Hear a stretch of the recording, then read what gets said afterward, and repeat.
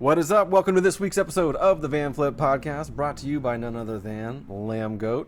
And today I'm sitting here with a longtime Lambgoat band and a longtime member of this band, Mike from Darkest Hour. Welcome to the show, man. How you doing today? Hi, how you doing? Lambgoat, Lambgoat Internet, Lambgoat Video. I'm here. It's me. I'm not anonymous. Yeah, today. Today.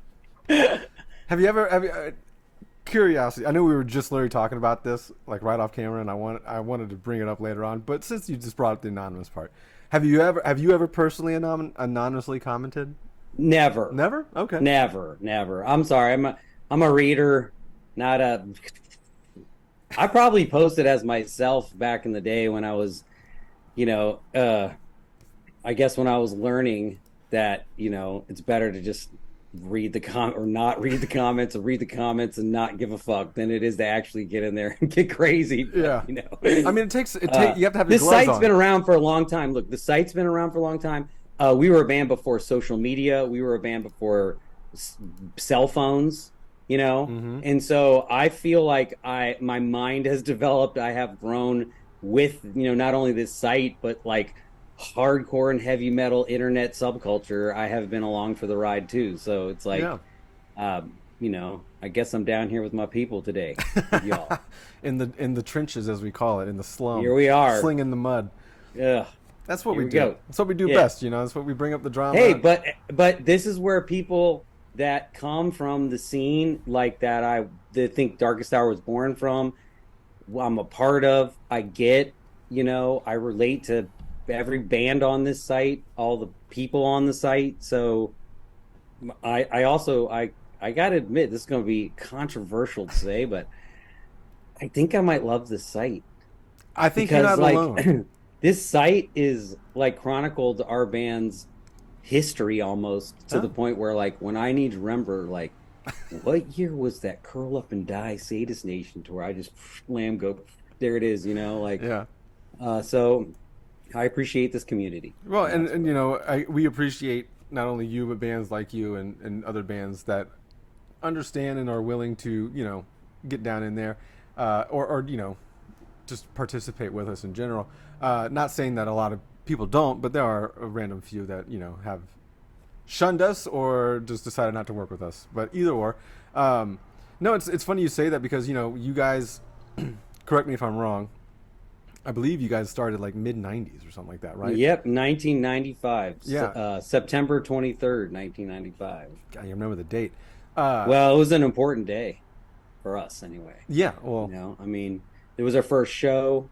We also had a really close friend die on the way to the show, which is sort of his story. His name was Brad Catchy, is intertwined with everything about the band when it started, the first day of the first show, everybody that's on this site knows about the hardcore and heavy metal community and friends and how that's really just a big part of it, know. And so when you're a new band and you get your crew to all come to the show and everybody goes out to support and crowd kill or whatever y'all do now, we had a friend that didn't make it, man. And it shaped the rest of my high school experience. Yeah. Bonded the band. And so other than being the band's anniversary of our first show, it's Brad's day too, so that's why we remember it. That makes a lot more sense as to why you would remember it. Not that you wouldn't remember it because it's your band's birthday. Trust me, I don't remember a lot of shit. And unfortunately, you can't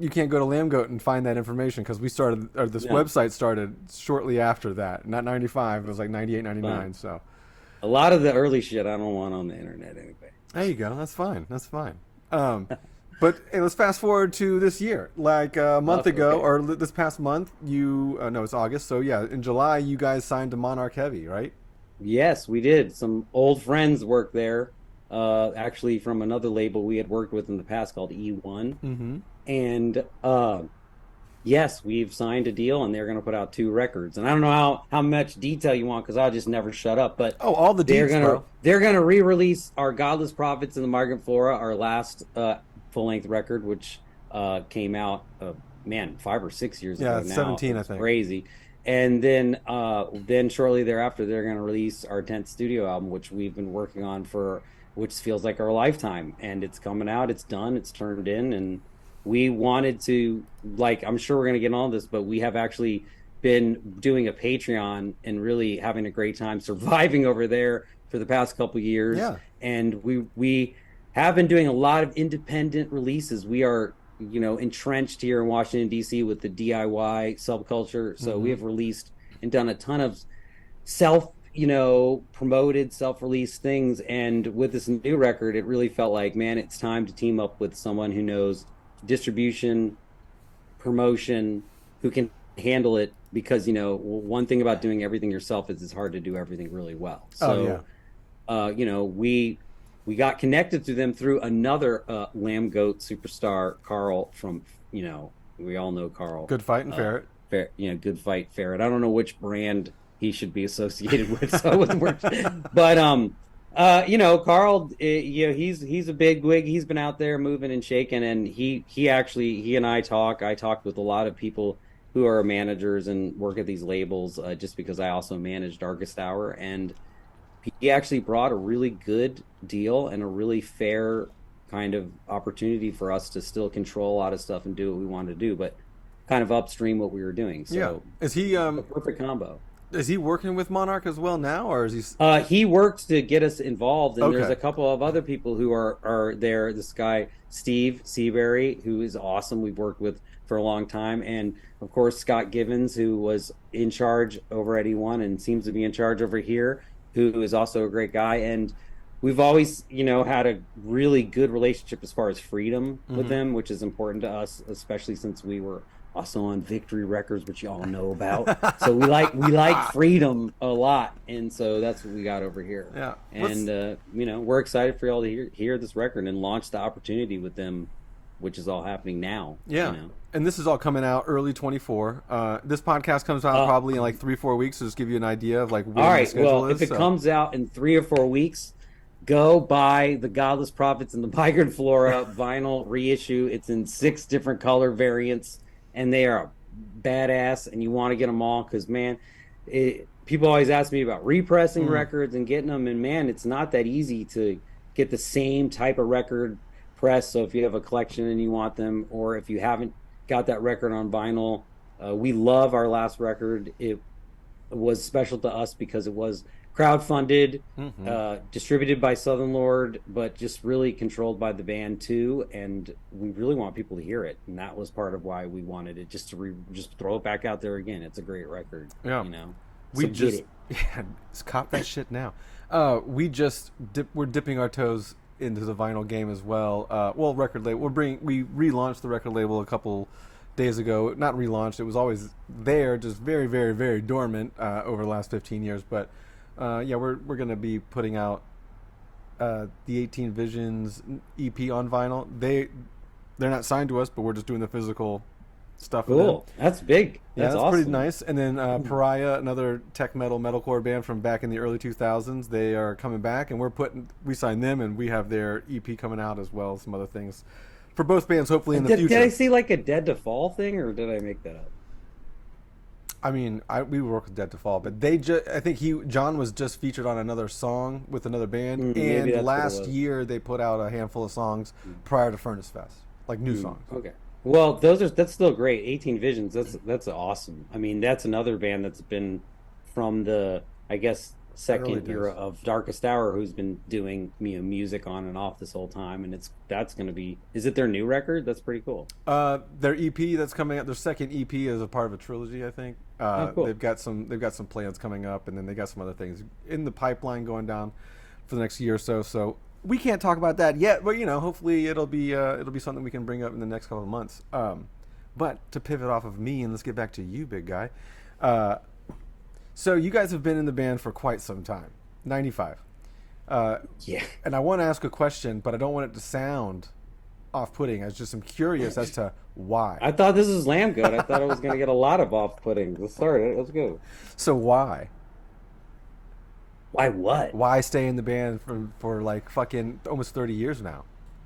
Are you kidding? I know. I'm just curious as Like to what. I'm just curious as to what everybody on you're. this site knows why. Like it's awesome to be in a band. Like being in a band is like I love It's also music. very Look hard, at Mike. so I mean, yeah, a lot of things are hard, but Hmm.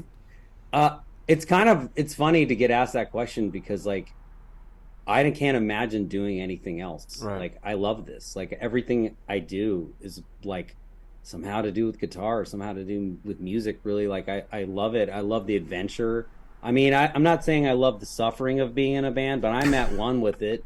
Yeah. You know what I mean? Yeah. Like Oh yeah. I think when you've been through so many or as many obstacles and tragedies as Darkest Hour has been, I think that you start to just become like and a lot of these ideas are actually kind of featured on the new record, but ones that we have collectively tattooed all over ourselves and we talk about in the van. I mean, we're just constantly exploring the idea of, life is suffering, and so to live is to suffer. So to Yeah. be out here is to be wet, be cold, be tired, be drunk and hungover. And you just have to be like, but this is the game. We love Yeah. this. Like we love going on tour, playing, the routine of tour, the food, the traveling, Yeah. you know It's very and unique. just It's a very unique going lifestyle. to a show. Like I love music. I went to a show last night, Havoc, Toxic Holocaust, Oh, I nice. Am, Yeah. and Hammerhead. Went to that show, knew all the bands, like just felt welcomed. All the fans, I was out front, everybody's talking to me. Like I just like love like heavy metal too. Yeah. And uh I don't know, like to be asked that question is strange because it's just who we are. And not only who I am, but if you look at every member of the band, like John, our singer, has been in this band his entire life. He's done Yeah. music his entire life. Uh, like we've suffered through this the entire time, and he absolutely loves it. And there's no like I don't want to go on tour again, talk, or I don't want to. It's like all about when am I going to Tokyo? That's in September. Yeah. When am I going around the U.S.? That's November. Yeah. And Aaron, our bass player, has been in the band over a decade. I mean, before he was in this band, he was in band. He was in bands when I met him in high school. I know him longer than everybody in this band, and everything about him since he was 12 is music. Yeah. And then you have our drummer Travis Orban, who you can all Google, YouTube. He's been on bazillion records. Drumming is his life. I mean, he does like working out and looking rock hard, Yeah. but putting out his own music, art, that is what he spends all of his time doing. Yeah. And so, and then our newest member, Nico, he has been in a ton of bands that you all know, Suicidal Tendencies. He was in Fallujah. I think he played in the Faceless for a little bit. He is just also went to school for music, probably the only one of us that did that. So the reason why is a strange question, because this is who we are. Right. I'm just curious because It's again, not. Trust me, it's not for money. and it's not for fame because we're B-level famous. But I love the level of fame that we are because I go somewhere and someone like surprises me that they know who Darkest Hour is, and then immediately they're like a friend because Yeah. it does go back to that hardcore 90s.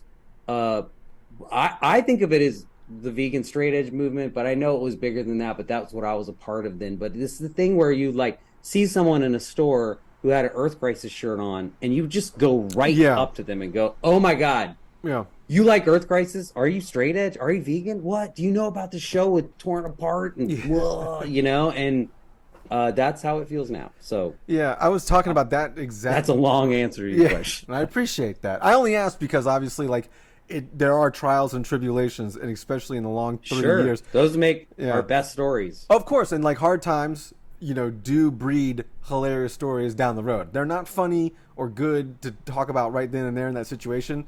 But good No. times, like a roller coaster ride, you don't talk about 10 years down the road, but you do talk about that one summer you had no AC and you had a tour and you had to sleep in the van for most of the time. You know what I mean? And those tough, hard times bring back nostalgic memories for some reason that are funnier and, allow you to see where you came from too, and how you've grown and where you've graduated up at. And so it's a unique perspective. I also appreciate all the bands that we've got to tour with. I mean, we've done a lot of tours. We've met a lot of people. We've talked to a lot of bands, and you get the perspective. You know, you're not alone. Mm-hmm. You know what I mean? And nobody is gifted this. Like nobody, just because you have a dream, like just because your dream is I want to play heavy metal guitar, and I'll you know party all day and rock and roll all night. That doesn't mean that you just get to do it. You Yeah. have to basically suffer to get to do it. And no matter what you do, really, if you want to do anything good. And so I think once you get addicted to doing things well, then you get immune to things being miserable because you find so much joy in things being good, like you know what the songs you're writing or the performances of the band live or whatever. Yeah. How do you guys maintain the ability to be in band over the course of 30 years? Like, obviously, I'm not going to say obviously, but do you support yourself strictly from the band, or do you guys also have other hobbies, side hustles, other jobs elsewhere?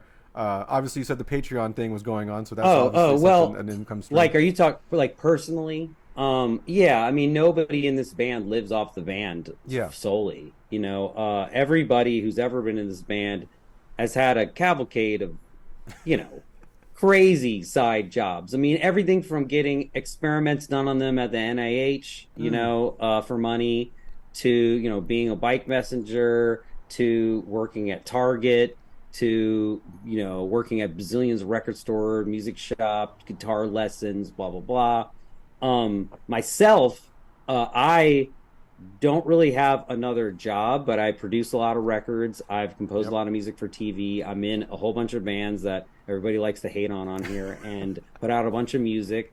And I'm also a father, you know, and I've been married to the same person the entire time the band's existed. Wow. And all those things kind of together take up my time. And as a family, we make it work, and I make my career work. And it's kind of strange because I don't have like a clear A to B, you know, success arc of I'm a musician for a living, you know, but I have made it work, Yeah. you know. And so for the most part, whatever I do, you know, is really trying to, you know, hone my vision of being in bands or playing music or writing music. Yeah. You know? And kudos to you for being able to run the gamut like that, because obviously, like I said in the beginning, not a lot of bands can, and a lot of bands do falter over time. And even, Well, I think it's the new ethic.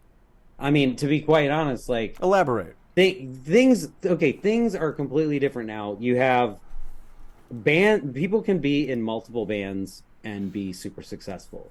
But when I was coming up, it was like, you're in Metallica, you're in Fugazi. You know what I mean? Yeah. You're not in Fugazi and 4 other punk bands, and you're not in Metallica, and you're not in, you know, a cover band or whatever. You're just like, that's your identity. Like, you know, Dimebag Darrell didn't do another band while he did Pantera. He did another band after Pantera. Yeah. You know, and so, but now you have people like, I don't know, the Periphery guys are a good example, how they just are all over the place putting out music, but they also have a central focus, you know. And a lot of the younger musicians who we associate with through the Sumerian record label, they had this down from the beginning, you know. The guys like in Born of Osiris, Animals as Leaders, you know, that kind of, the younger bands are good at being in a lot of different bands and putting out music. And I think that's just a different thing that is now. Yeah, you know, I do agree with that, because I think like before I would get bummed out if someone was in multiple bands, because then I was thinking like, that person's not going to focus on the band I like more. But then as I got older, I was like, oh well, now that person can collect revenue from this band, that band, and this band, or just make more art faster. Sure, I think true. That's the other thing. Like everybody on the outside always tries. I mean, not that you're on the outside, you are in the music business, but I mean, a lot of people outside of bands always just immediately think that money is the motive. I think it's just to maintain. But to maintain means a lot of ways now. Like, and we've been talking about this because Darkest Hour has not put out an album in a long time. You know what I'm saying? Right. But sometimes it's better to not put out an album than put out the wrong album. True. So that's a balance. And I don't know, maybe this next record would be better digest if we just put out a song a month and everybody had a whole month to just listen to one song. Yeah. You know, and there are bands that are going that way. So I think that it's okay to welcome a new era where people can be in multiple bands and can make different records. They can go on different tours. Bands can go on tour without the same members all the time. Like fill-in people can Yeah. happen. Like it's just It is a little different time, yeah. you have to When you just step back embrace and it. look at it, when you pull your head out of the sand, you take a gander at the last 25 years. It definitely has, the landscape's changed. I mean, everything about it's changed. Crowd killing and moshing's changed. People in different bands have changed. Record labels and releases have changed. Like everything has changed. It's kind of crazy. But I mean, having been in a band which can boast that they existed before social media Yeah. and now like still can exist during it, which by the way, it's not just being able to do it or not do it, it's being able to do that transition and exist. I think that is a testament to why or how we've been able to just, continue to focus on we want to be a band and like what does that take? Okay, fucking we'll make a YouTube. How do you do that? And we've been Begrudgingly. surrounded by some really good people. I want a shout out to our longtime tour manager and merch person, Tito Pacone, who has been with the band over 2 decades. If anybody knows about this band, they know about this person. He was the first person to tell us, yo, you got to move your t-shirt prices from $8 to 10, 10 to 15. Yeah. The first person to tell us it was okay to have a show that was more than $10. Yeah. And not because we were greedy, but because we were just so broke and suffering and not paying attention to what was happening around us. And it's funny, like he started our Facebook. Without him, we wouldn't have those 150,000 whatever it is followers. He started our YouTube. Without him, we wouldn't have a YouTube. He didn't start the Instagram because by then he just was like, "You guys do that." Yeah, yeah. But he probably started our Twitter. Yeah. So I'm just like, we were so resistant, but we had people around us who cared and who pushed, and now we got the message like, fine, Yeah, embrace it. It's live or die by the sword on that thing. But that was curious because I was going to ask, like, because you guys came from that era of like, more DIY, and of course the Washington D.C. area DIY is probably a little bit, more elevated than other local DIY It's talked scenes. about. Let's just say it's talked about Right, here. right. You go to a show, the culture, everybody knows about. Yeah, there's certain pockets of the country. Record label bad. Yeah. Do it yourself. And it's funny for the dude who signed to Victory Records for a decade, who put out 5. Not that I'm sour about it, but it's like an easy shot. Like, I haven't lived or died by the DIY ethic my entire life, and I've been burned, and I've reaped the rewards of it. But I'm totally immersed with the ideology of it and okay with dipping in and out of it when I need to suit my needs. And it's not, and to clarify, like, because there is like a line between the DIY and the labels making and the money making side of stuff too. It's like my theory on that is like, and what kind of drives me with Lambgoat currently is how can I get more people involved in the music scene? Like, how can I steal people from like Disturbed and Five Finger Death Punch or Slipknot, like those who are teetering on that edge, and they just need to fall down a crack or something like that, and then next thing you know, their life's ruined because then they're in the world with everybody else that we love, and they just are stuck here now. You don't really get out of this scene. I feel it's like. funny you described like hardcore to me. Yeah. Because before hardcore, I liked, Big Four stuff. Yeah. Thrash metal, and I liked Pantera, but I didn't fit in. I didn't know where I fit in. And then one day I heard, hardcore music. I heard a DC hardcore band called Battery, and then I heard Earth Crisis, and then there was this summer tour, Undertow and Unbroken went on tour in like the early 90s, and I went to that show, and that was the first time I ever saw people dogpile on each other and all sing along or whatever. And then I was immediately stolen. Like heavy metal, just paused for me. And for the next, I don't know, not decade, but a real long time, I was a hardcore kid, and that is where I existed solely, and I loved it. And in a lot of ways, Lambgoat, in the age of the internet, can provide that, because you are a gateway to a lot of bands that are from that scene. Yeah, and we try that. That's the thing. Like I was elaborating on, I try to bring more people down here into Purgatory So there's more, there's more I love money. that you think about it that way. It ruined my life, ruined your life. It ruins a lot of people's lives in a good way, Mike, not in a bad way, but like, you become so hyper. I don't know, me personally. This is the internet, people. Welcome to it. You get hyper focused on certain things, and like there are elements of both scenes, like metal and hardcore, that are just so much more drawing than like the big festival bands or the big arena bands and stuff like that. But I'm trying to get those pocketbooks down here, so a little bit more money flies around, so people can do it longer, people can tour better, or make more money, not sleep in the van all the time. You know what I mean? Like just doing our little part here. So yes, it's not about money, but it is also kind of about like how much can we fund the art. Oh yeah. Well, it's art and commerce, and the commerce part is a big part, Yeah. And believe me, we've struggled. Yeah. We've done everything you do, anything that people do to survive at this point. But as long as you can, sleep at night, live with yourself, and keep going, that's all you get. What were some of the DIY bands back in the early to mid '90s that kind of drew Mike into either playing guitar or being in a band?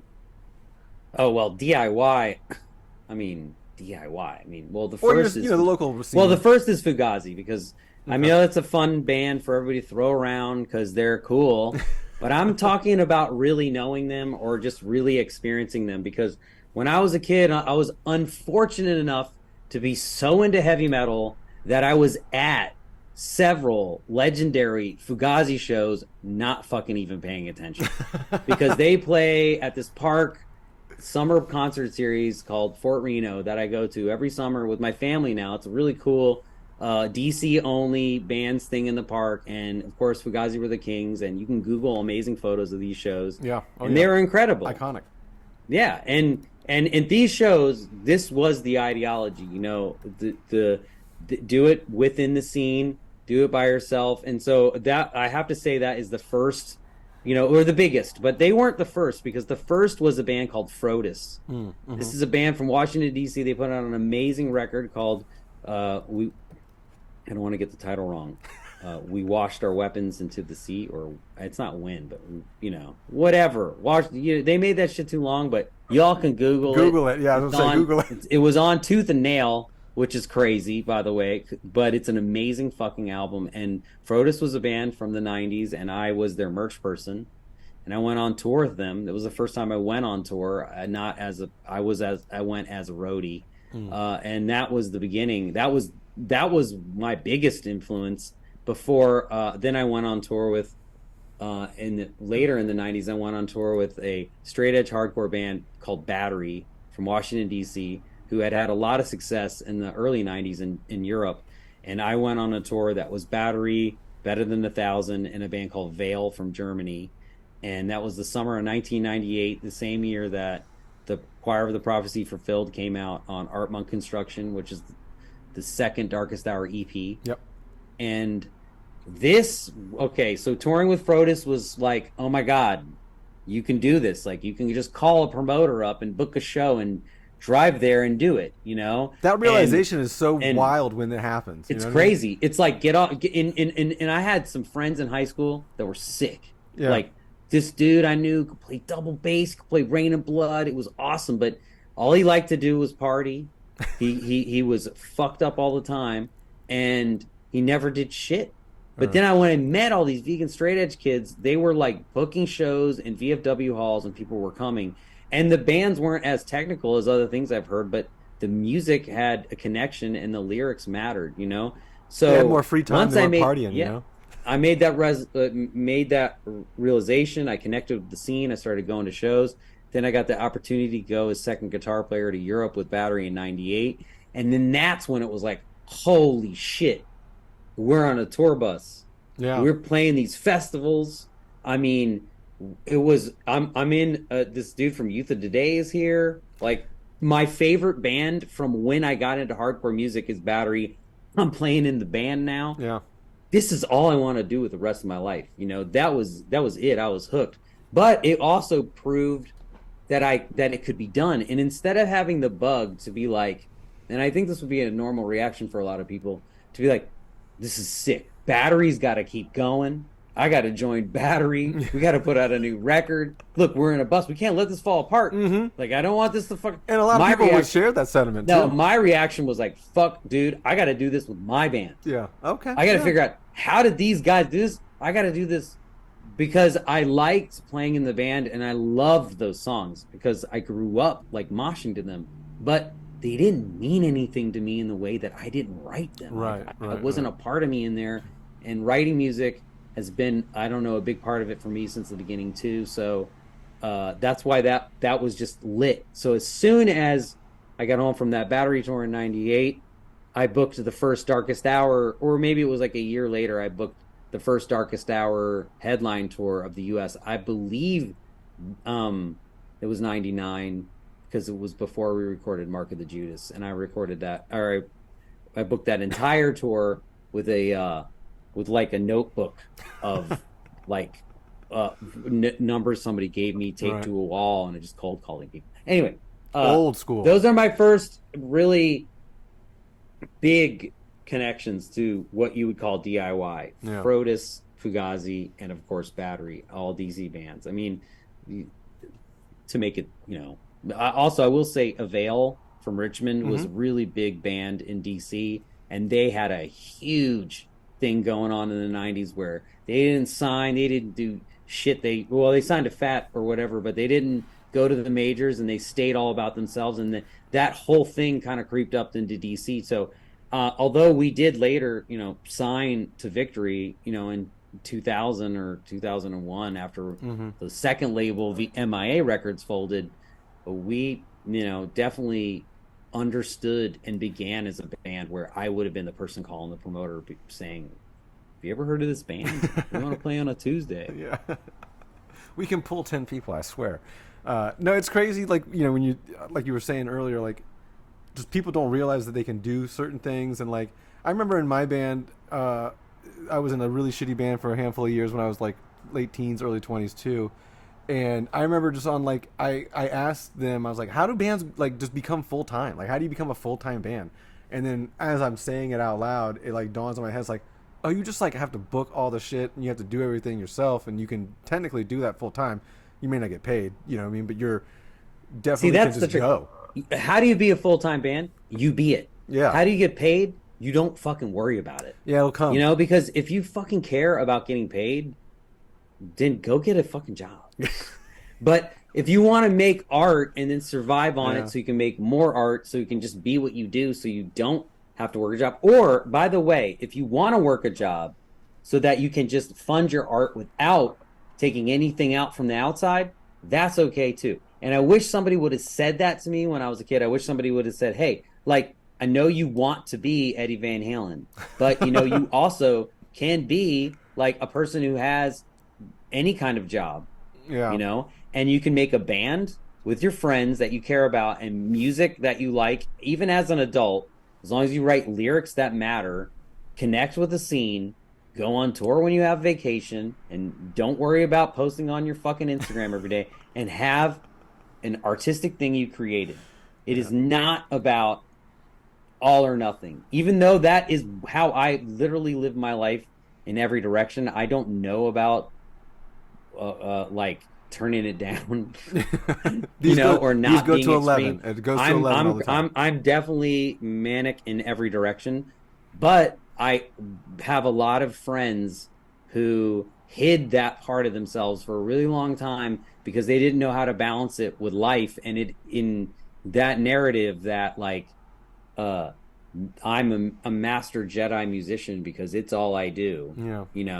Is false, because you can be that and be a lot of other things. But that's not to take away from the fact that like to do what we've done is to suffer from a ton of misery that I'm not sure if other people could. And that makes the story of our band and the story of the people on the stage something that's special, and also makes people gravitate to the band. And that's something you can't fake on the internet or bottle up anywhere either. So it is a balance. I agree. I 100% agree.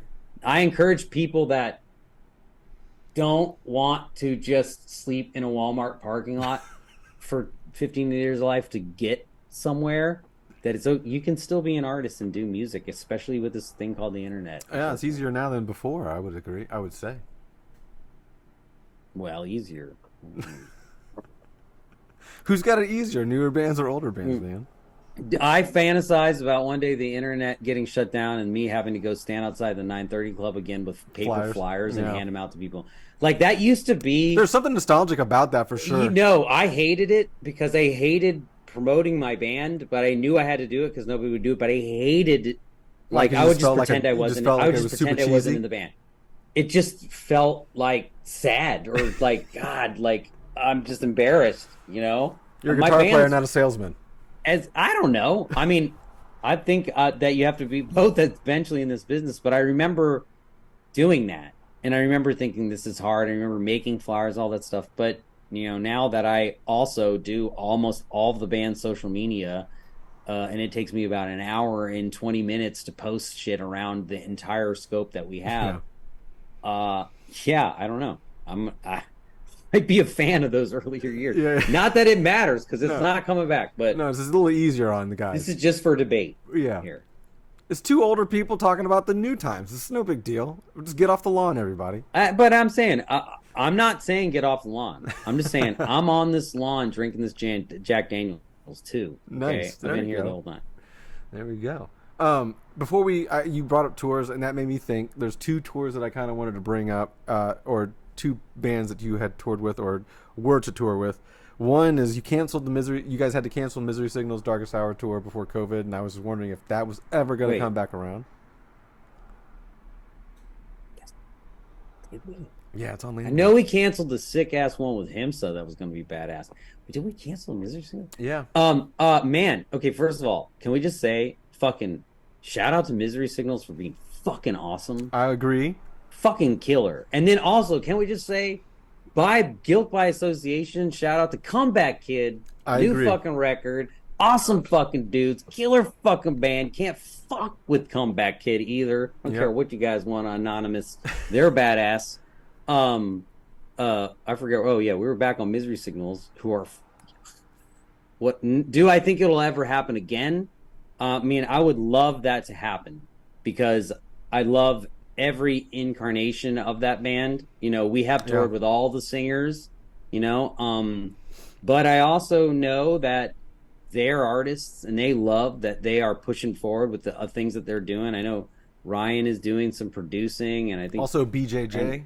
Yeah, I mean, they're just they are, you know, kind of in their own place. So wouldn't it be good for me to be like, yeah, I fucking want it to happen because, you know, I want them to be happy. Like, if Stu is where he's at with Comeback Kid, then enjoy that. But I mean, of course, if you called me up with a Misery Signals tour tomorrow, I'd be there. And, you know, I will say that we did this live stream thing during COVID. That was in lieu of the tour. You guys did that. Well, we did a live stream. It was a benefit for this club here in Washington, D.C. called the Black Cat, where we've grown up playing, grown up going. It was John and I, the lead singer of Darkest Hour. We've cleaned the bathrooms there. I mean, it's where it's like where punk lives really in D.C. to me, and it's like just feels like home. We did a benefit for that venue, which because we were going to do, I should step up. We were going to do a show there for our 25th anniversary,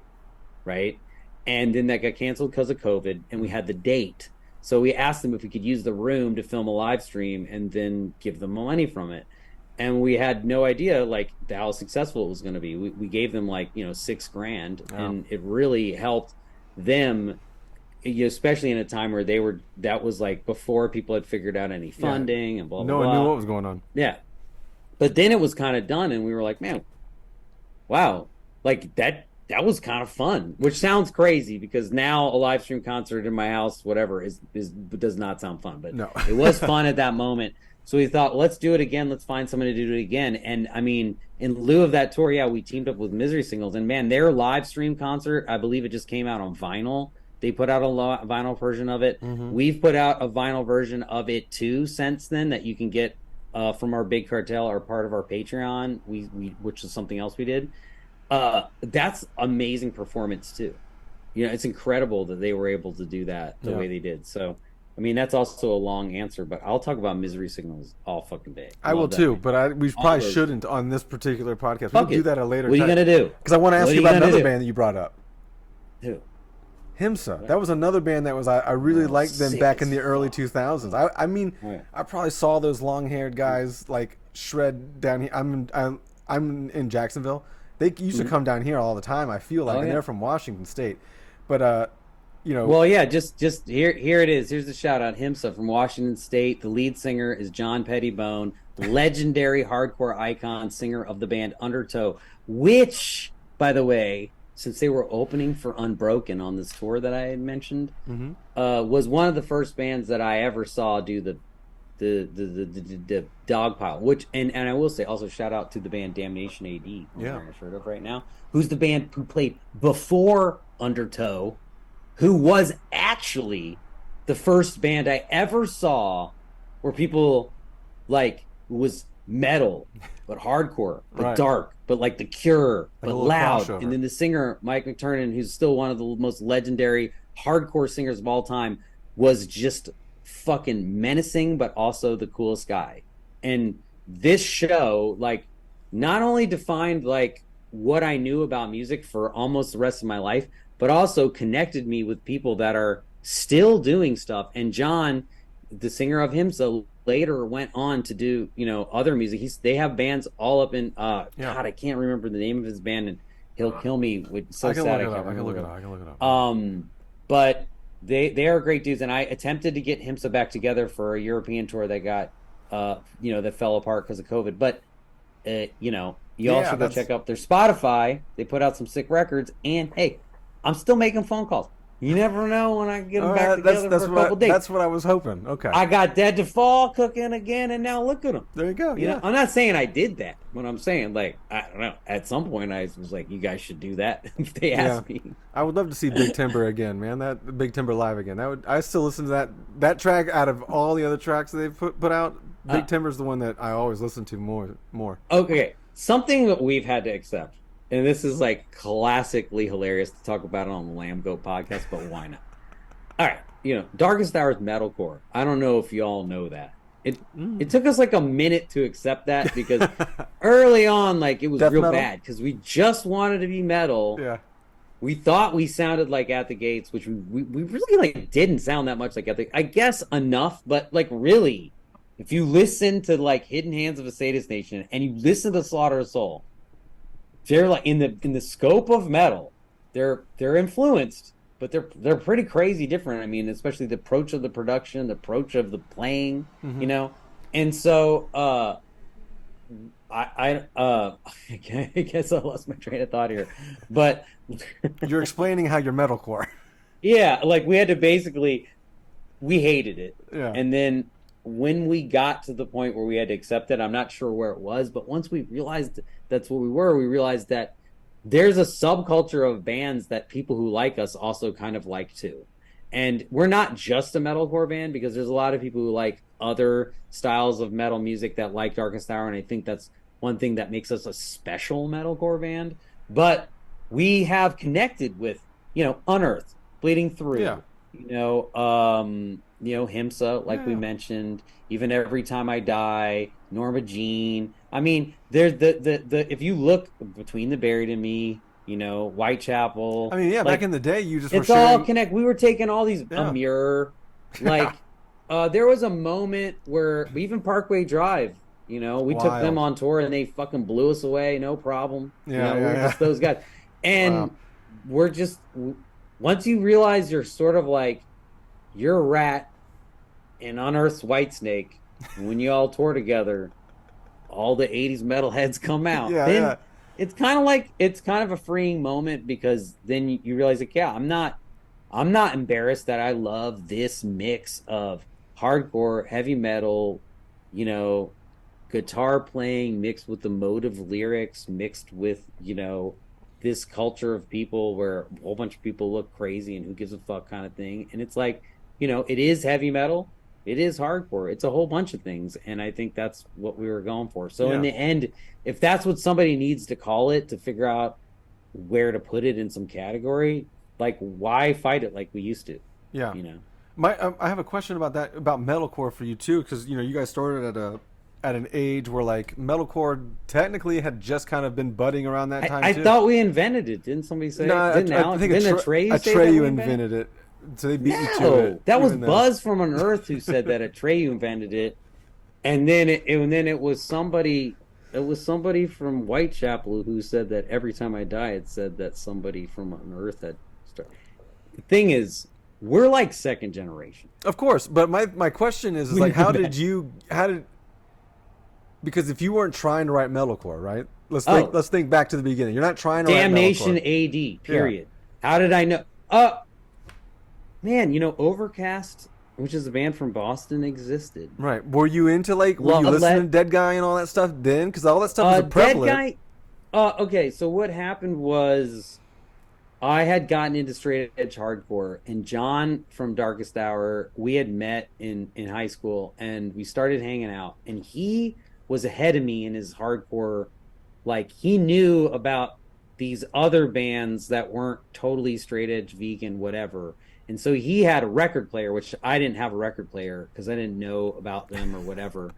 And so he had 7-inches. So he had a Bloodlet 7-inch. Okay. And he had an Overcast 7-inch. He had I think it was Sheer Terror 7-inch. Okay. And he had an older sister, and he had just been connected to like other people who were older, maybe, I don't know. But he knew about these bands, but the connecting bond was the band Damnation AD from Washington D.C. because we went to the show. It's funny that I'm wearing the shirt, but whatever. It's true. Like, that was the band that sort of let us know. Okay, they were hardcore superheroes. These dudes had been in Battery. They were straight edge.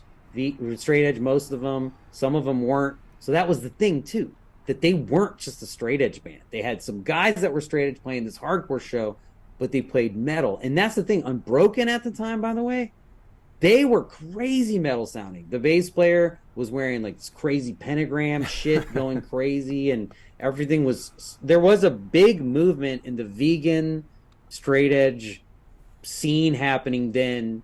There was this band Falling Down from North Carolina that really would mix like Slayer, Morning Again, you know, was another band from Florida that mixed like kind of Slayer and all these bands sort of all at once happening sort of gave us the idea that, oh, this is what we want to do. Yeah, you know? I didn't know if it was. But what happened was, and right around you're discovering Dead Guy, you know, right around you're discovering all this stuff, I was working at a record store.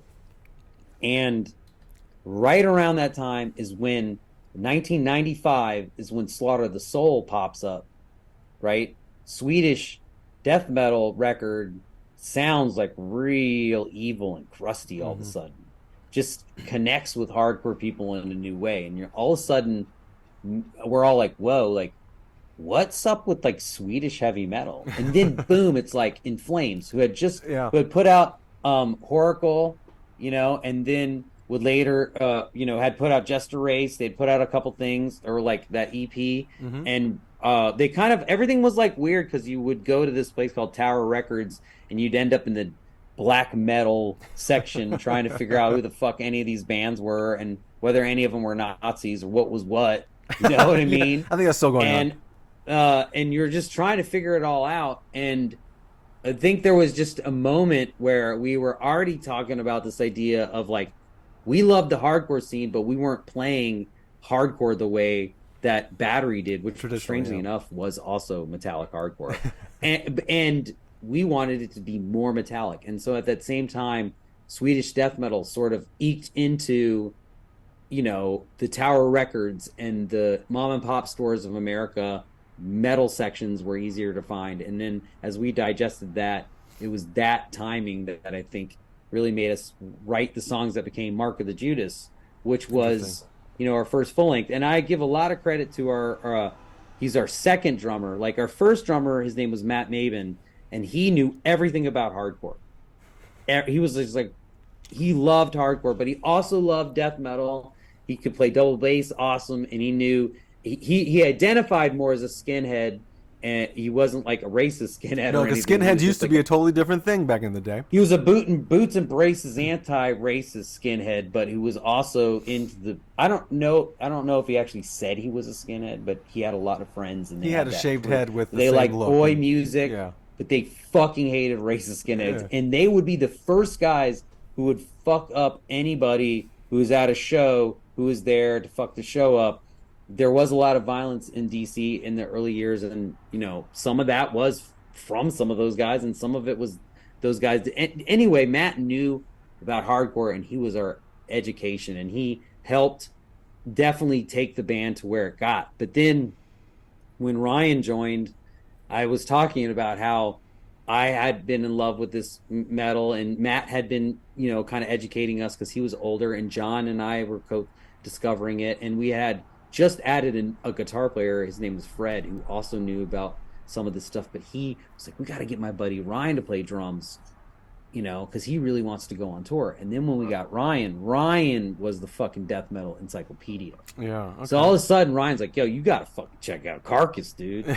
You got to check out all these other bands like that we hadn't, really gotten down into the, Hypocrisy, Entombed. Yeah. We hadn't gotten in there because they just hadn't gotten to us. There wasn't a place we could. It's hard to explain to people because we couldn't find everything the way you could now. Of course.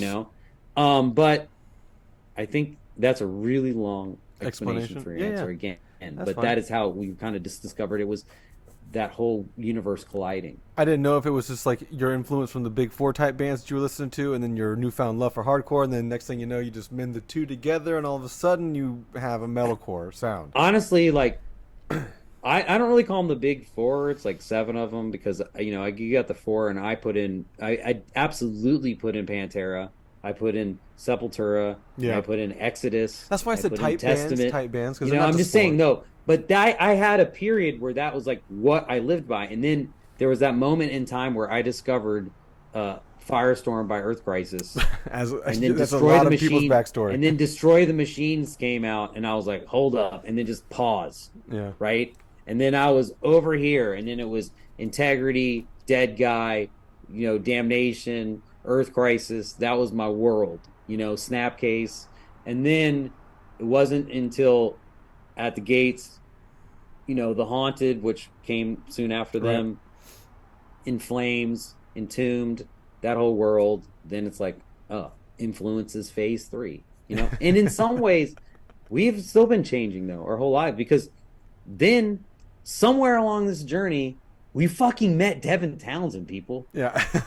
You fucking know who Devin Townsend is? Yeah, He's a goddamn genius, and we have been lucky to record with a lot of people that I consider geniuses. Brian McTernan, who is a singer in another band I have called Be Well, has put out a couple records and was the singer of Battery, has produced a shitload of your records here on Lambgoat that you all love. I mean, he's a hardcore, metal producing, rock producing genius too.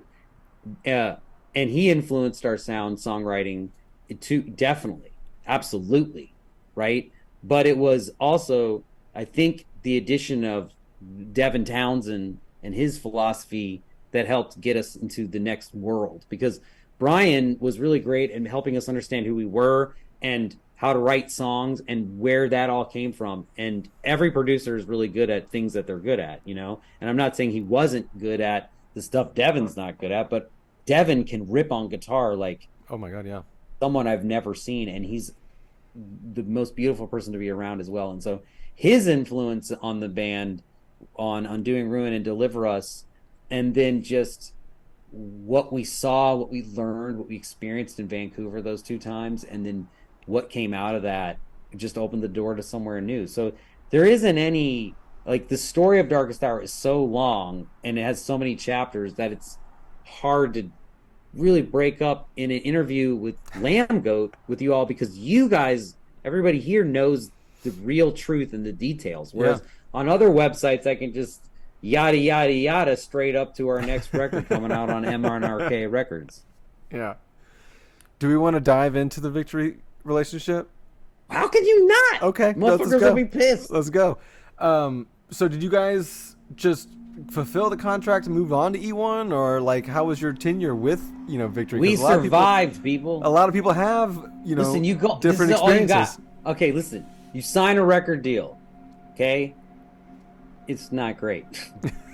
It's not great. And then later you learn, like, shit, man. It's really not great. That was not a good idea. And then a little later you're like, fuck, that was not a good idea. And damn, this is a long contract. Yeah. Motherfuckers are ripping me off. Damn. Now, at that point, you can 3 records of a 5-record deal in, you can just turn and fight, and shout out to Hatebreed, Thursday, I think maybe even Taking Back Sunday are bands that have fought the law, fought Victory, and somehow won. Somehow, I don't know how they won, but maybe we just really never really had a case. Maybe we just signed a deal that was like just low bar, and we just took. I mean, I think it's important, if you're going to talk about the era of Darkest Hour in perspective, to talk about what Victory did do for Darkest Hour.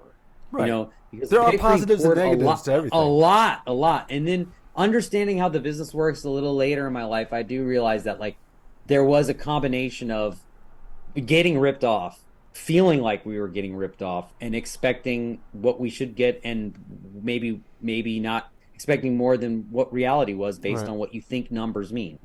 But we didn't have the choice to fight. So we just decided to make records. And to be honest with you, like, it was Tony's crazed passion that allowed us to convince him to give us money to fly the band to fucking Sweden to record with the producer Fredrik Nordstrom, when people were like, what? Sadist Nation was recorded on a fucking shoestring budget. I'm telling you, I was a bike messenger. I was delivering packages to pay for them flights, selling fucking guitars I had bought weeks before to pay for flights. And we stayed at a friend's, flat. All of us slept on the floor that entire recording. I mean, maybe we shared a bed and everybody rotated, but it was rough, right? Like, but they still paid for it. And then to hire Devin and to go that route on Undoing Ruin, there's nobody that would have done that, like that would have doubled down on that. And I think the ego and the craziness that makes Tony, as the owner that he was, I think allowed him to be ultra driven, no doubt. And I think that is what helped push to get Darkest Hour on Ozfest, helped push to get the money we needed to get Devin Townsend twice and get those albums to do well. And then it's the same thing that turned against us when the Eternal Return came out. We only had 1 record left, and it was obvious, like, diminishing returns. And I think for a long time we were upset with Victory because we're like, man, this is our last record. You guys sort of turned, but like in retrospect, like, that's business. Like, they're not going to keep investing in a band that was leaving and actively, obviously not happy. And so that's, kind of like how we were able to leave in the end is, we just completed it. We just survived. And it's a good thing we did, because to be honest with you, Deliver Us and Undoing Ruin, those are right at the end of that contract. And if we had given up, we wouldn't have had those records. Right. And I still love the Eternal Return, even though it didn't have the commercial success of those albums, but it still fits right there in the catalog. And, it's still a cool, dark, twisted record where it is, So my question to you then is, hindsight's 2020, would you do it all over the same or different with that deal?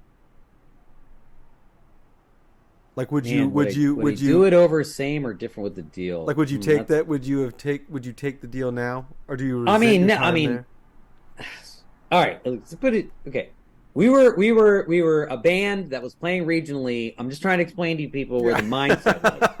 We had signed a big time record contract with MIA Records from New York City. We'd gone up there. They told us everything. We had recorded this brand new record called The Mark of the Judas. I told my parents, I'm dropping out of school. I'm not going to my 4th year of college to graduate. Almost done. I already did 3. I'm just not going to that 4th year. I'm just going to go. Actually, I had done 4 years. It was my 5th year. I'm just not going to go finish, because I'm going to go sign this record deal Mark of the Judas, we're going on tour, destruction, boom. We go out there, lose a shitload of money. Last day of tour, record label takes us out to dinner, tells us, yo, you're going, guys, we're going out of business. This record's not coming out. And not only is this record not coming out, but like, I don't know, it's this one.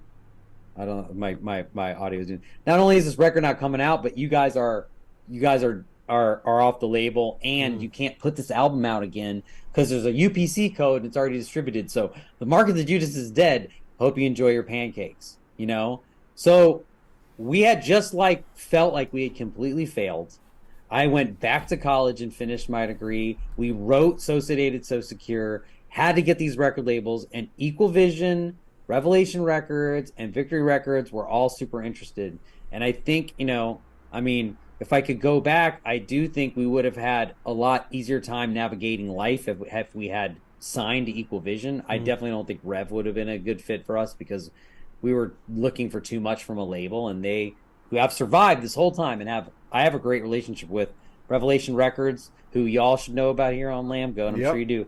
Fucking amazing record label, incredible people, buy their records. Equal Vision, amazing people, incredible label, buy their records. You know, we didn't sign to those labels, but I do regret not working with those two labels and Darkest Hour, but I don't think I would have not signed to Victory. I think maybe I would have tried to push like the deal points, but where we were at, I mean, how can you not? What would we have had? Yeah, how can you not? So no, I mean, I'm not one of these people who are like, yeah, no regrets, man, whatever. I definitely like will hold things and be like, damn, you know, and live with that. But at the same time, I don't think I think what we got out of it and where we got now, I guess might have been worth it.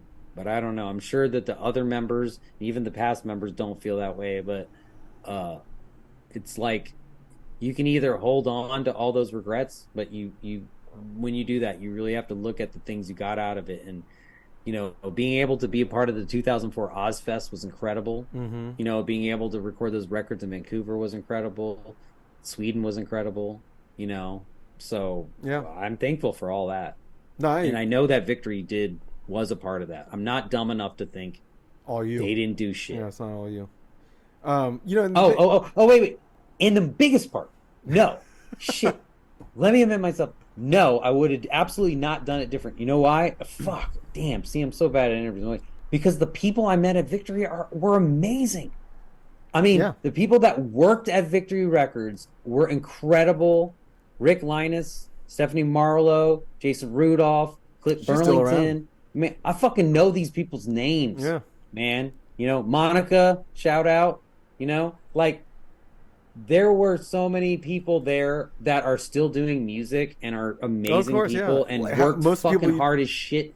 And so the people that worked at Victory were incredible to connect with, and I really appreciate what they did for this band. And so we were very fortunate to meet them.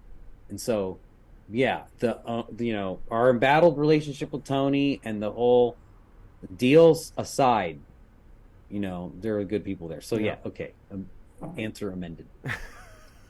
He wouldn't change a thing, Tony. I wouldn't change a thing. I'm not saying that, but I don't think it matters either way. Because one thing is you can't. And it's a hypothetical we all like to talk about. Of course, that's why I said hindsight's 20/20. We can all talk about it at the vegan hardcore barbecue, whatever shop you all hang out at. There you go. I got it. Yeah, I always like to find out a little more from anybody that I can about the back end of like. Because there are certain record labels that are pretty well known for one reason or another, whether they put out great records or they had some shady back-end businesses doings or whatever, or they did both. And it seems like Victory is one of those. They loved it though. Yeah, but Trustkill another one. They loved it. And I've talked to Josh a couple times, you know, and we go back and forth, and he doesn't seem like a horrible guy. And I'd love to talk to Tony about, you know, his perspective on. Dude, please, can we get the Tony Brumble interview on Lambgoat? I would fucking love it. I'm here for it. Make a call, Mike. I will be subscribing. Yeah, make a call. Absolutely. I mean, let him say what he's got to say. Fuck it. No, I'm just here to say, like, I'm not. I just want the world to know, like I think that being a bad guy in your story, you have to have perspective on that. And Yeah. I understand what the pros and the cons were of that relationship, but I'm not here all day to talk shit or whatever. But I just think he was a volatile person, and he got his money, he got his millions, he got his deal, and he got out. So he's probably on some island. He doesn't give a shit. But I'm sure his perspective of what all these bands think would be amazing. Yeah. I personally would love to hear it. Because I did mention it to Josh, and I've talked to him on and off the podcast about it. And like right now, in the most recent time, I think like the Throwdown guys aren't like super stoked with him, but he's playing back into the online Twitter beef with them, and it's just kind of funny to see. I guess. Oh wow! I ain't got time for that. But... I'm not here for that. I got shit to do. I'm not here for the online. I don't give a fuck. So let's switch it up then. Let's switch it up because you got a plethora of guitars behind you. I can see like 12. How many guitars do you have in that studio room of yours, or in your collection, I should say? Man, look, I have a rule. I try to keep it down to around like 30. So you have about 30. 30, but I mean, I know it sounds like a little crazy when you put it, but 15 are absolutely just sentimental ones you're just never getting rid of. Okay. And that's just annoying as shit. I got to be honest. I hate clutter. I mean, I know it looks like I got a lot of stuff here, but I am not a hoarder. I'm a constant purger. I'm a purger. I do not like stuff. I'm always trying to figure out how to make my rig be less and things be less. So behind me is just a casualty of a lifelong music addiction. You know what I mean? Yeah. But I absolutely love and endorse ESP guitars, and I have an ESP signature model that you all can buy on Sweetwater or wherever the fuck you buy guitars. Over there, those white Vs. I love them to death, and everybody at ESP Guitars have been championing Darkest Hour for like over 2 decades easy. They make, in my opinion, the best heavy metal guitars that exist. So through that long-time relationship, I've had a lot of guitars to be able to play with. And I also have a bunch of other fun little toys over here. I have a Zach Wild Audio guitar. I have a couple EVH striped guitars. And, recently we got we got an Angle amp endorsement, which is really cool because we've been experimenting with new sounds this entire break. And like I said, I'm just completely addicted in love with music. And this is my little home studio where I've recorded a bunch of bands and produced a bunch of bands, and Darkest Hour will write and work at when I force them to. Sometimes we don't like to write here because sometimes people like a neutral space. Because like if I'm like the main writer of a particular song we're working on and we're in my place, it's like it's hard for people to because we're very collaborative when we write. So sometimes we don't always, but a lot of times we do, just because it's cost effective and everybody likes the vibe here and they like my cat. So nice. That's also a long studio cats go a long way. Studio pets go a long way. I have 20 guitars and a whole lot of guitar amps, but it doesn't matter because the truth is it's all about just like you can only play one at a time. Yeah, that's true. That's true. Is that a replica or a nod, an original or a replica nod to the Van Halen guitar?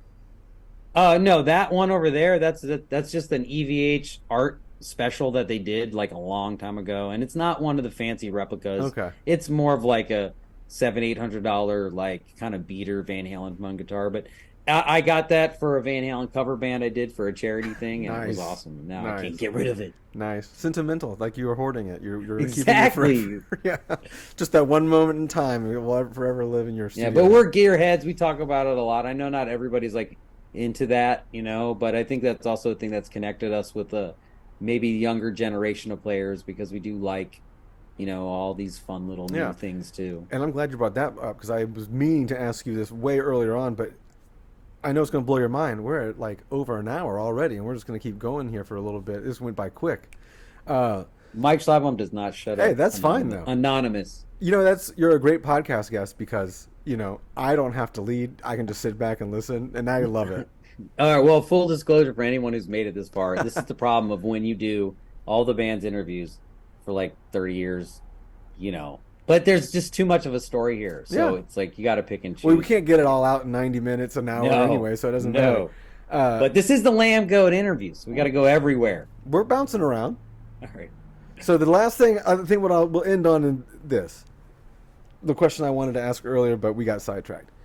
How does Darkest Hour plan or do gain the younger audience? Like, how do you touch base with the younger fans who aren't really familiar with maybe like your discography, your history, or maybe even metal music in general? Like, how do you guys approach that? Like when you're writing, or how you present the band in general? Do you think about try to pull in the younger audience?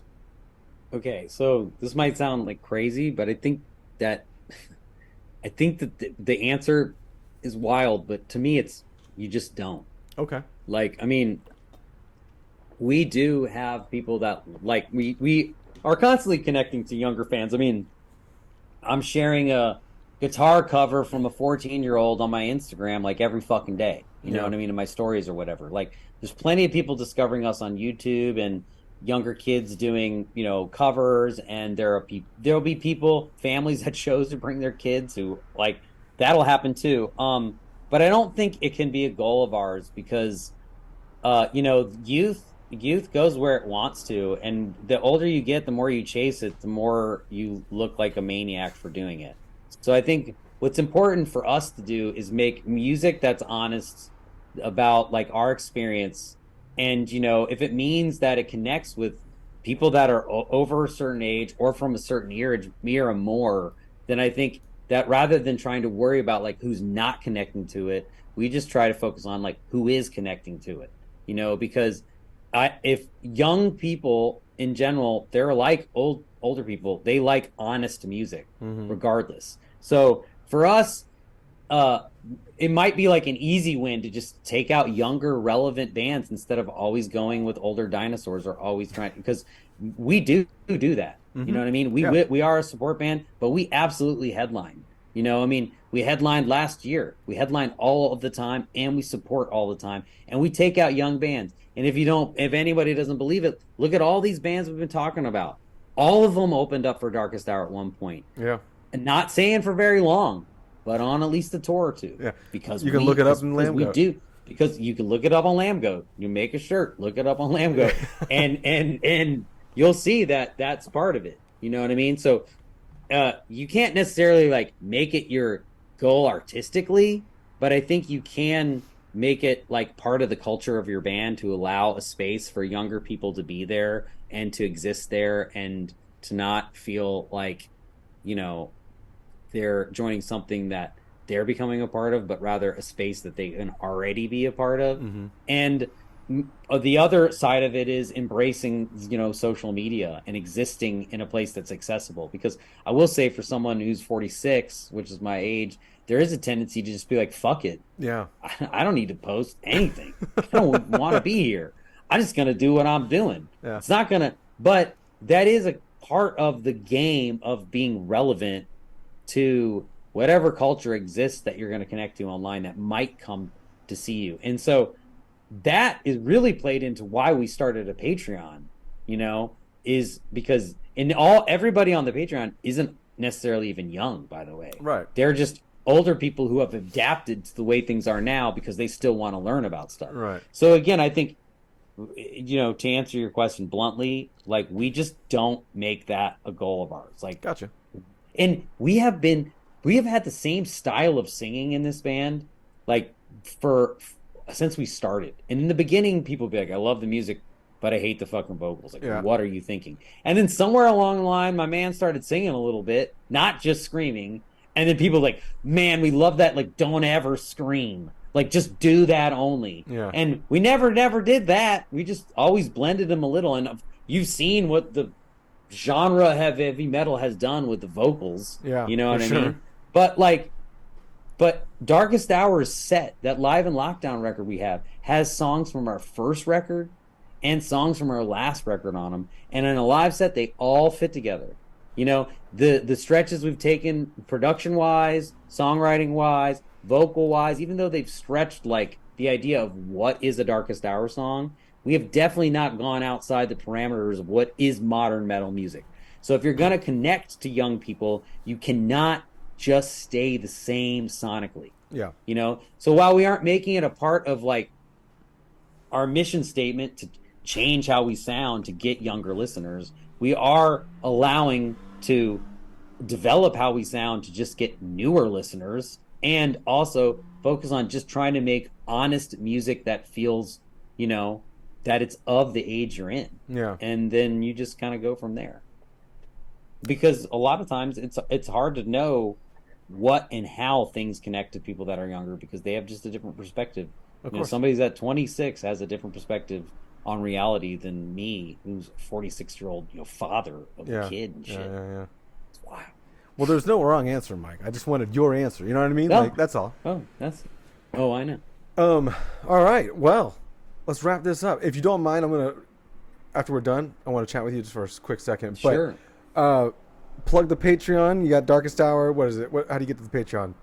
Oh, damn. You ready for the highlights? Here we go. You go to the Patreon official, patreon.com/Darkest Hour, patreon.com/Darkest Hour official, or official Darkest Hour. Fucking Google it. We'll find it. We'll find it. It'll be in the description.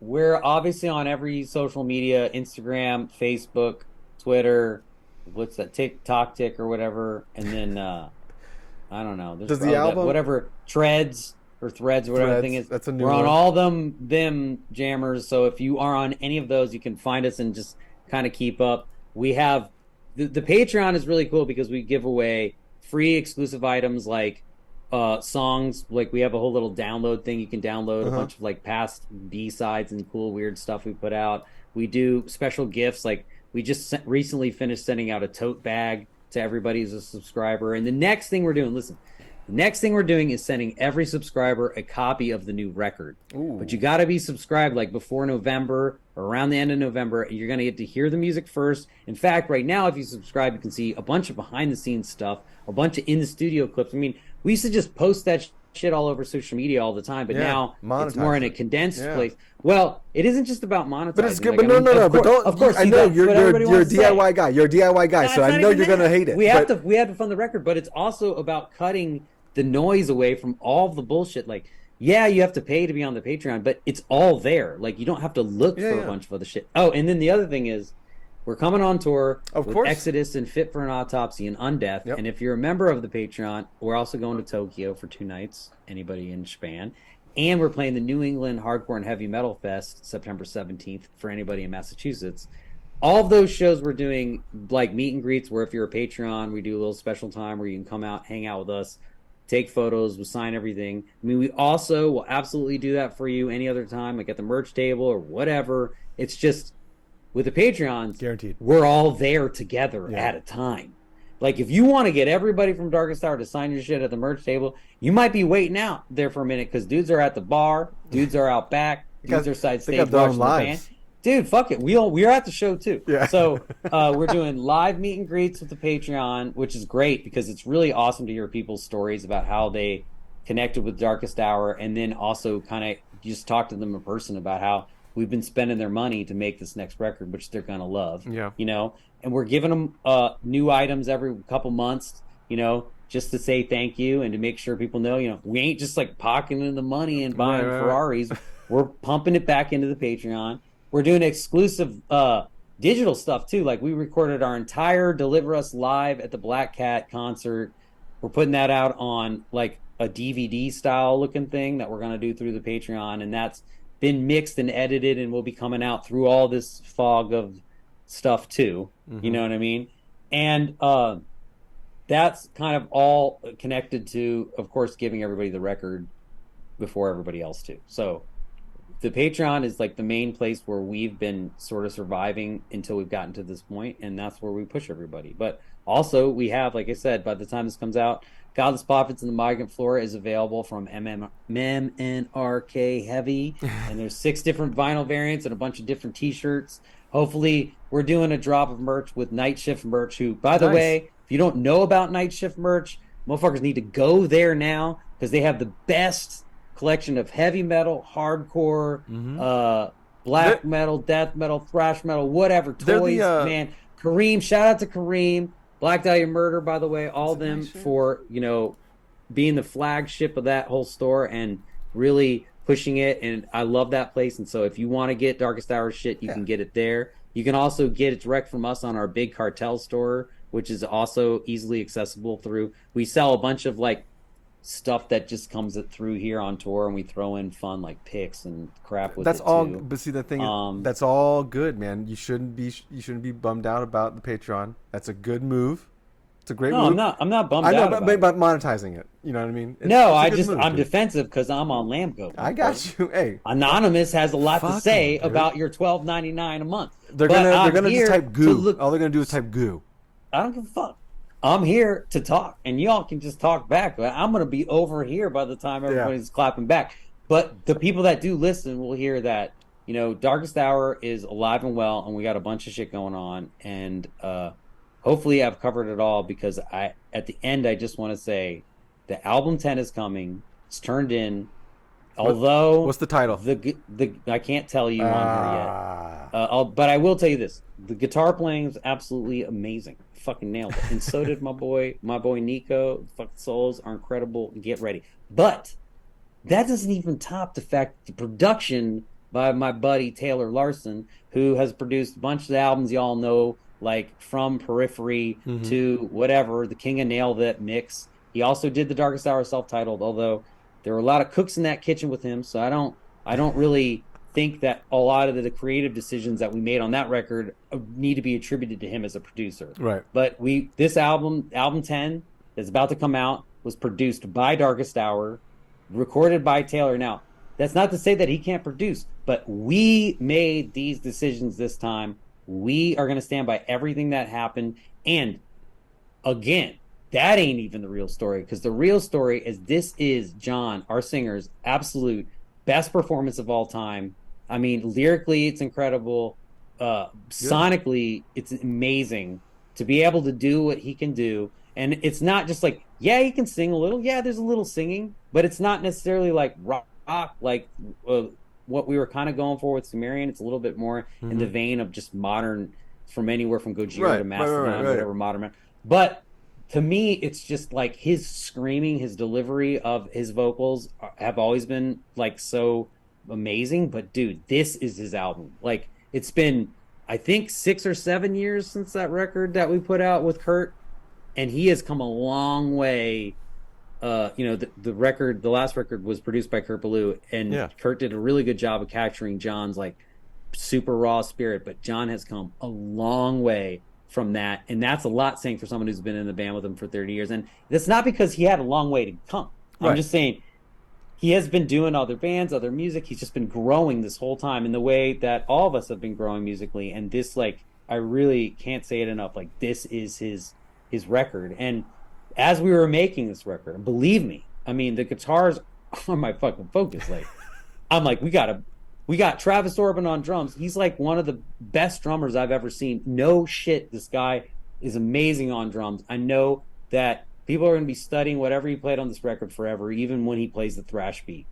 And I know Aaron, our bass player, has done the best job that anyone can do, staying the fuck out of the way, being the glue, but also having creative ideas and being the, voice of reason. And like I said, me and Nico nailed it. But man, was not ready for how amazing this was going to be. You sound very excited for the entire thing. Oh yeah, I'm excited it's done, but I'm excited that I love it, and I'm excited it's here, and I'm excited all I have to do is talk about it now, and you all get to hear it. And are you playing some of these songs on the Undeath Exodus tour? We will be, because we will be also hopefully releasing a single by then, so you can all hear. That was another question I was going to ask, but you've answered. Yeah, the single. Yeah, we're working on a music video. Like I said, the album's done, but we're still in the final stages of the album art. I'm really excited about the album art too. I feel we've always had, kind of different and eclectic look. I'm looking at all the records as I'm talking to you, Yeah. And I mean, I love a lot of the choices that we made, but this time, I mean, I can't give away any of it now, unfortunately, because the way everybody is on the internet, you'll just all forget about it. Yeah. But I am excited, and I think somebody who has been doing this for this long should be excited if they're going to put out a record. So sorry if no, it's all good. Excited. It's all good. Yeah, man, you're allowed to be excited, and kudos to you and the boys for again trudging along for almost 30 years and cranking out 10 albums and EPs and singles along the way, and also maintaining a touring schedule. So that's a whole fucking thing in its own. But Mike, thanks for being on the show, and if you don't mind, like, stick around for a quick couple seconds afterwards. I'd love to chat with you about something. But Well, yeah. cheers, man. Yeah. Cheers to the goaters, yourself for keeping it real. And if I see all you goaters like live, I'm standing at the merch table, walking through the crowd or whatever, say hi. Say what up. Yeah. Man. I like to talk to people and just meet the scene. If you haven't So, gotten that from this podcast, Mike talks. So. I ain't scared of you motherfuckers. Let's go. All right. Thanks, man.